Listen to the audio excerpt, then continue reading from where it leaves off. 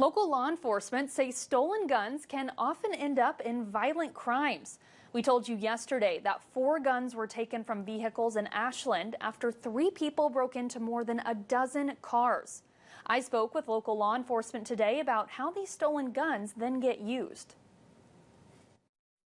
If you're already in the criminal element of stealing a firearm, it's not a leap for you to go do a shooting with that firearm. Sergeant Matt Graymore with the Columbia Police Department tells me guns are often stolen to be used in crimes or for financial gain. There is a high demand in the criminal world to access stolen guns. When CPD recovers a gun, Graymore says they can immediately find out if that gun has been reported stolen by looking it up in state and federal databases. You can have a gun that was stolen and then years later it's used in a homicide.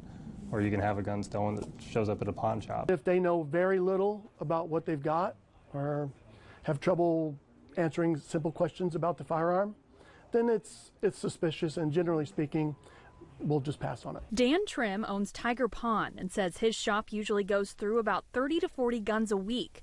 He enters information from items and sellers in an online database and says that information is relayed to local law enforcement to see if any items have been stolen. All those guns go into a holding period, so if we do take one in that does turn out to be stolen, well, it's here, and then we can start the process on getting it back to the rightful owner. Very rarely happens with firearms, though.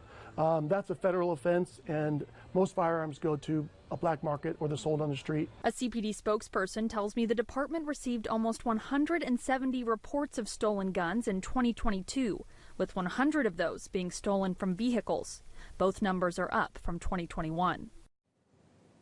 ATF reports more than 10,000 firearms were recovered and traced in Missouri in 2021. Graymore encourages people to report stolen firearms to Boone County Joint Communication.